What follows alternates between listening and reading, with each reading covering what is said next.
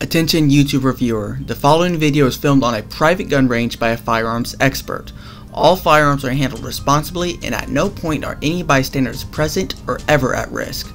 The following video also contains no footage of full auto firearms, bump stocks, firearm modifications, or firearm ammunition cells as defined by YouTube's community guidelines. This includes our outro.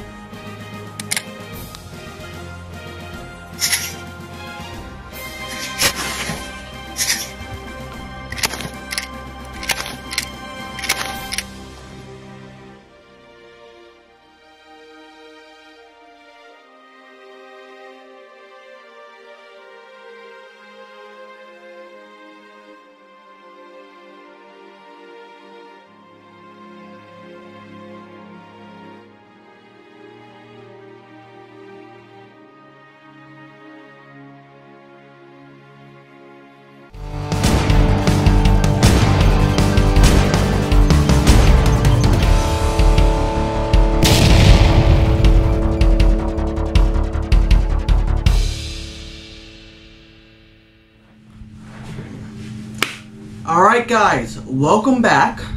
Today we're talking about a new addition to the channel and to the collection. This looks like a Winchester 1897 trench gun, but it's not.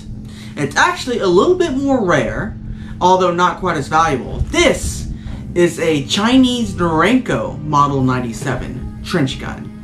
It is a Chinese clone of the legendary war crime. But anyways guys, before we get into all that, let's thank today's sponsor, me. YouTube has just rolled out their rules now that doesn't allow us to actually link or talk about video sponsors. So things are going to be a lot tighter around here. Also, they've rolled back out some more of those rules that could affect us as far as showing magazines and stuff like that. All that stuff's still up in the air. A lot of us here in the gun tuber community are trying to find out the new ways to work around it, and I'm personally trying to find a way to fight back. But that said, the main reason right now, a way that I'm trying to stay monetized, is by actually monetizing myself with the shop. Y'all guys, y'all know, got the hats, stuff like that at the shop, and got even more. And then here soon I'm going to be adding a new page to the website that's going to be all the videos that we can't post on YouTube. So I'm going to start trying to do some of the build videos on there, accessory and optic installations, stuff like that, modifications, all that kind of cool stuff that I cannot post on YouTube at all without risk of getting video strikes and the channel being at risk. That's all going to be posted up on Rumble, and then it's going to be linked to the page on the website for txodiumshop.com. So you'll be able to see a bunch of cool stuff there. On top of that, we have some new partners that are hopefully going to be announced very soon. Just waiting on a bit more information. And yeah, so check out the shop. Please help support the channel, and also support the companies that help support the channel as well. Let's get right back into it. Anyways guys, so this is a Norinco Model 97. It is a clone of the Winchester Model 97 that was used in World War I. And like I said, it's actually a bit more rare than a real Winchester 97, and that's because very few of these were imported. These shotguns were made in the mid-late 80s and early 90s, and from what I've been able to find, only about 20,000 ever got imported into the United States to begin with. Now, there is another version of a shotgun, the Norinco Model 97 riot gun, that they did also import alongside this one. The only main difference is it does not have the heat shield and bayonet lug, but otherwise it's the exact same shotgun. Now, as far as from what I've been able to tell, Norinco did a pretty good job at getting this thing real close to the original 97. I've never had a chance to actually handle a real 97. However, from what I've been able to find, this shotgun is dead on for it. It even has the slam fire feature, which was so popular with the original 97 trench gun. Now, we'll get into some of the little stuff here, like, you know, the trigger and all that here in a little while. But let's talk a little bit more about the history of the gun. So in World War I, it was mostly all trench warfare. So, you know, in the trenches, muddy, dirty. And of course, they were mostly using bolt guns. There were very few submachine guns available at the time. So the soldiers, the U.S. military really wanted something to help fight inside of those trenches. And Winchester submitted this, and you know what, they really liked it. Oddly enough, from my research, from what I've been able to tell, is only around 20,000 or so Winchester Model 97 trench guns were actually adopted and used in the military. Now, you might think, okay, well, that would make the Winchester even more rare than this, because if there were roughly about the same amount of them, obviously the Winchesters in the military, a lot of those got lost, a lot of those got taken by enemies and destroyed, etc. Well, the fact is, a lot of the Winchesters did make their way back to the US. You can still go on Gunbroker and find them pretty regularly here and there, and then you might see one or two of these pop up as well. But the issue is with the Winchesters is, even though the military ones, there was about 20,000 of those, and a lot of them got lost, there were far more of the original 97 riot guns that were produced in the United States, and then there used to be a surplus of these bayonet lugs and heat shields and also replicas, and a lot of people were converting them over and even going as far as doing the markings and stuff like that as well. So there's quite a few clones out there. I would say probably, if I had to guesstimate, an eighth to a quarter of the Winchester 97s that are probably on the market or floating around are probably replicas made from Winchester 97 riot guns. So keep that in mind. If you look at a real Winchester 97, just look at it real carefully and make sure you're getting a real surplus one and not just a clone. Now, this shotgun, on the other hand, was built as a clone, is a clone. It does not command the value of a real one. So, some of the 97s I've seen online, I've seen them around $2,000, $2,800, all the way up to close to 10 grand, depending on the condition and whatnot, and if there's any provenance to it. These, on the other hand, so when they do pop up, I've been seeing them around 1,400 bucks. I actually traded my Chinese Norinco SKS. It wasn't my Chinese Norinco. It was my Factory 26 Chinese SKS, and 700 bucks. No, sorry, 350 bucks is what I did this. So I did the SKS and 350 bucks, and I got the shotgun.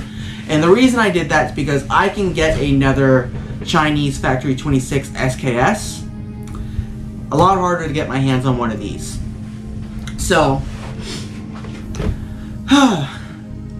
now that we're done with the history, let's go kind of into some of the features and stuff on this gun. So, as you can see here, Norinco did make an effort to try to reproduce the original US military arsenal mark on the receiver. I'm not sure if that's in the exact same spot or not, or if it's in the same marking method. Probably not. But they did make an attempt on the actual trench gun model to include that. So that's one way you can tell whether you have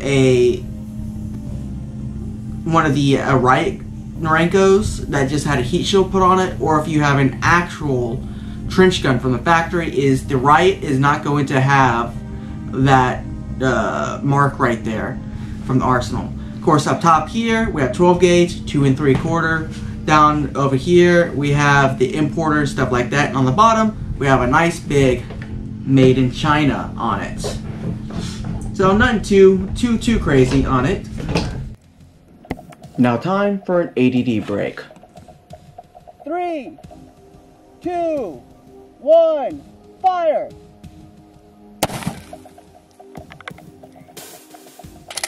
I got a shower.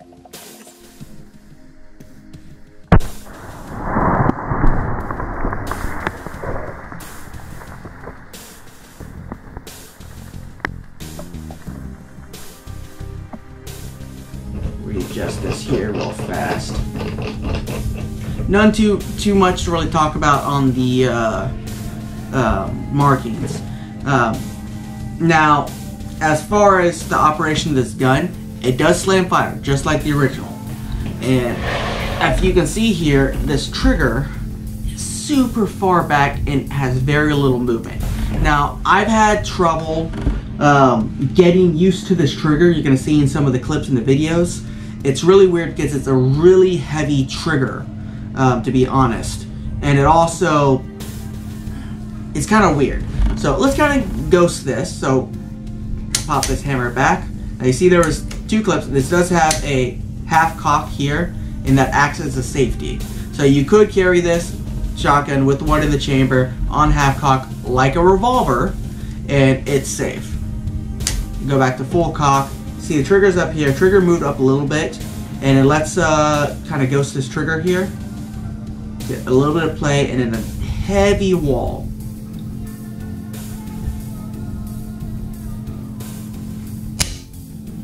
And it goes.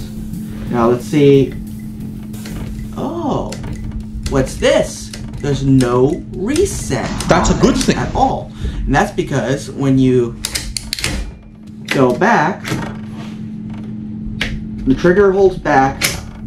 Now you see the trigger's hold back, my finger is still down, but if we move this a little bit further to where it actually goes into battery, boom, it goes off.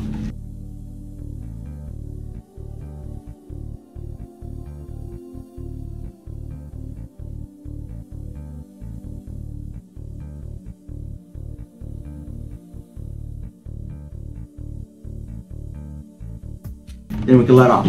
So that's one of the neat features on this shotgun that was kind of common actually in the late 1800s, early 1900s. A lot of hammer-fired shotguns had that kind of slam fire capability. Of course, they took it out because it's not safe.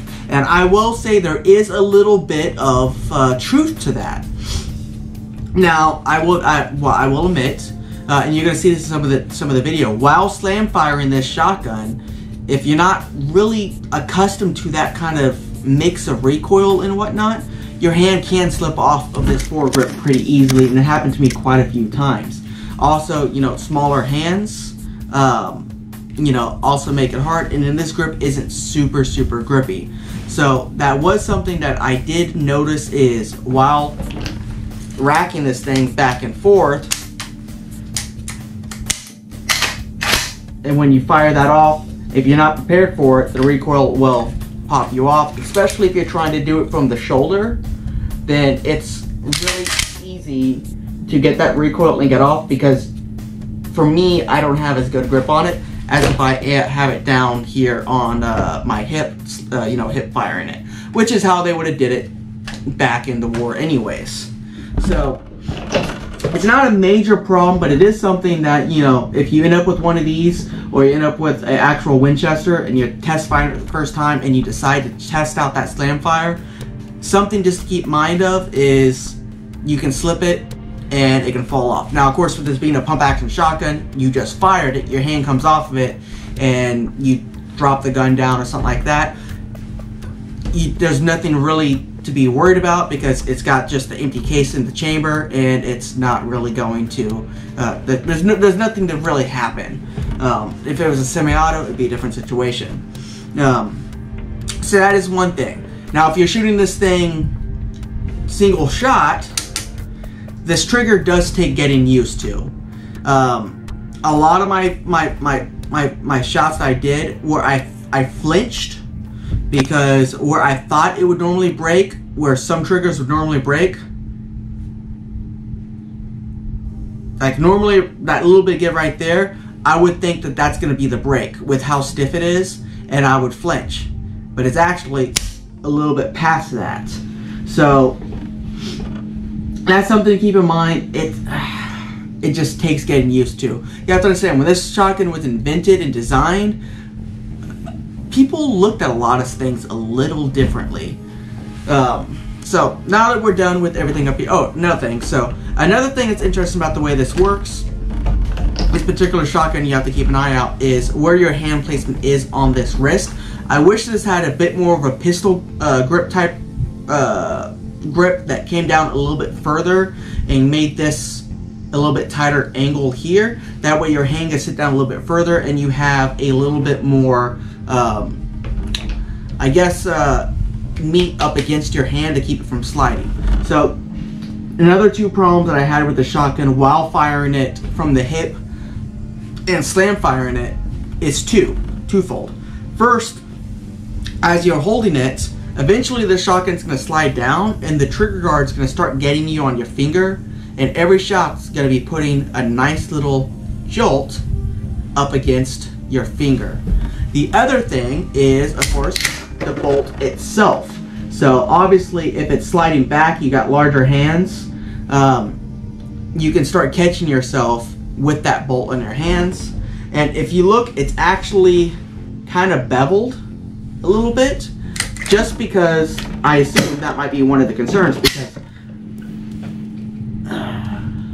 I mean, this little safety lock right here, I assume, I'm not sure on the mechanics, I assume this lock right here is actually what allows this section here to know when it's fully in battery and allows the trigger to go forward. So that could be how it is, that could be what the angle's for, but it is nice to have it there because it does help you from tearing up your hands as much. So that's just something to keep mind on with this shotgun here. Let's go ahead and flip it around. Let's talk about the front end. Now, I'm not doing a disassembly on this shotgun, simply because it's actually a little bit harder. You have to understand, in the late 1800s, early 1900s, a lot of firearms weren't really designed from the beginning to be disassembled in the field by the general soldier. Especially with shotguns like this that were not meant to be military service originally to begin with. It's originally designed as a civilian shotgun that got adopted into military service. You go the same thing there.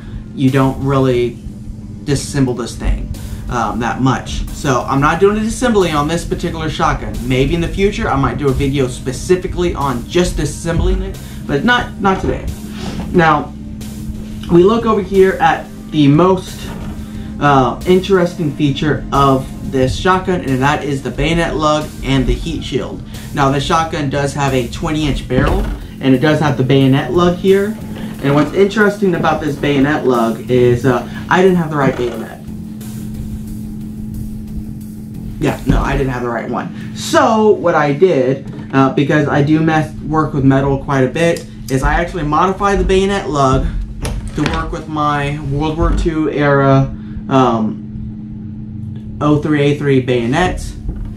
It's not perfect, but it does pop on and it does lock on. However, as you saw in the video, it pops off because I didn't really think about one certain thing. So when this bayonet locks on, it has that little claw in there, and this bayonet lug was a little wide and a little bit tall. So what I did is I narrowed down the neck here, and then I flattened this section here.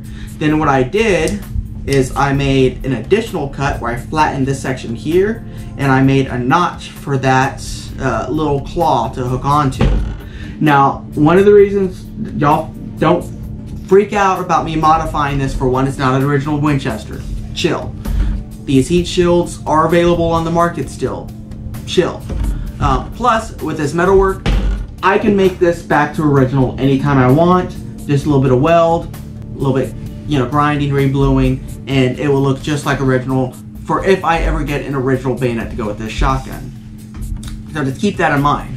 Now, for the Riot shotgun, this particular version, the bayonet lug assembly and heat shield's actually important because it actually holds the tube up in place. The tube just mounts here at the shotgun, comes up and free floats the entire way. If you don't have this on here, your tube's gonna wobble and you're eventually gonna damage something.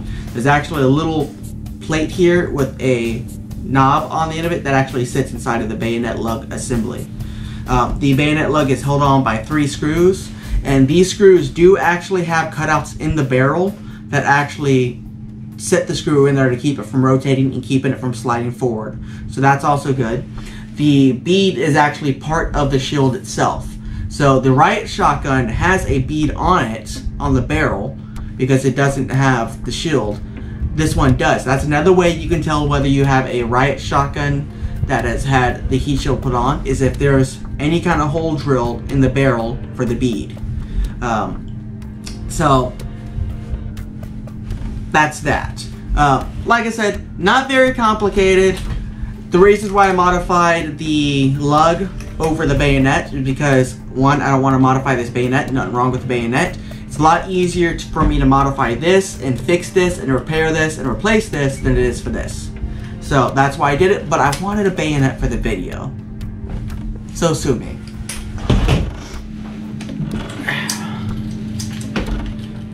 Flips around. Let's see what else I can think about. As far as weight goes, it's about what you expect. I don't know the exact weight, but I say it's probably about 8 pounds, give or take. Recoil on it, not so bad. I mean, all you have, it's all wood, metal. All you have is this plastic butt pad here. So it's not super crazy for recoil. Now, I did shoot some buckshot and slugs out of this. As you saw, I've knocked over the target. And a cool thing, when I hit the target with that slug, it actually knocked the paint off the back of the target, which is something that not even 7.62 by 39 or 54R did, or 30-06. I think I hit with 30-06 too. Didn't even do that. So the slugs got some power out of it. I did 2 3/4 inch buckshot, no problem out of it, and I did do 1 3-inch 15 pellet Magnum buckshot out of this. And it's only rated for 2 3/4. But it handled the 3-inch Magnum just fine. It just would not eject easily because this chamber here is only rated for 2 3/4 inch shells. And I actually forgot that it was a 3-inch Magnum. I just had it in there, and that was the one that I shot the water with, the water jug. So, and it is what it is. But it survived. And that's a good thing. Oftentimes, a lot of times, the shotguns that are designed for 2 3/4 inch shells, it's not so much the power of the shell that's really the issue. It's how big the chamber and everything is. Is it going to chamber it? Will it cycle it? That's usually the problems that you have with those 3-inch Magnums over the 2 3/4 inch shells. But over 2 3/4 inch, thing ran perfectly, no issues whatsoever. Now, I did have an issue with a double feed. So here's one problem with the shotgun, and I'm going to actually bring the camera in for this. Okay, so when you load this shotgun, the tongue of the shotgun, the loading ramp, is actually up all the time when you're firing it, and it only comes up like that when you rack it backwards. And when you rack it backwards, the little claw that's right here that holds the shells gets knocked in when it's got like a little nub there, and when the loading ramp pops down, it hits that tongue, opens it up, allows one shell to come in. Now here's the problem. If you have one shell that's come in, so now you got your shell on top of your loading ramp here, which if you look, that's a big chunk of metal right there. If you go in to load like this, and you don't actually eject the shell in all the way, and for some reason you go back again, it will load a second shell into the shotgun. And when that happens, the shotgun will jam because you can't load one shell in with another one directly beneath it, because when the loading ramp comes up, it's gonna wedge both shells in there, and boom, you know, you gotta clear your shotgun. And of course you can't just go back again, because if you do that, well, it's going to loosen another shell into the shotgun. So when you do the shotgun, you really want to deliberately go all the way, both ways, to prevent jamming. Alright, so with that out of the way, I think we pretty much covered the shotgun. I mean, neat little shotgun, neat little history to it. If you really love World War I tech and World War I firearms, or surplus firearms in general, and you can find one, this is a cheaper way to get that fix, as opposed to trying to find a real Winchester, because like I said, these do generally run about half the price, if not 1/3 the price, as a real surplus Winchester. And as far as everything else goes, from what I can tell and from what I've researched, there's not really a whole lot of difference. It is a little clunky, but then again, it's a rifle that was designed, what, almost 200 years ago, give or a shotgun that was designed almost 200 years ago in 1897. You know what? So what, almost 150 years ago, give or take. So you know, it really it itches that scratch. But anyways, guys, that's all I have today on the Norinco Model 97 trench gun, the Chinese copy of the American war crime that the Germans, you know, cried about, you know, Geneva Convention and stuff like that. But remember, it's never a war crime the first time, as Pat Electrician always says. Anyways, guys, y'all have a good one. Please like, subscribe, do all the good stuff. Check out the merch store.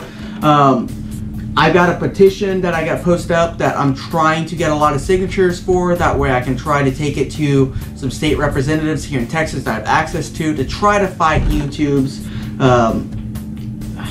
stupid rules on the gun content creators.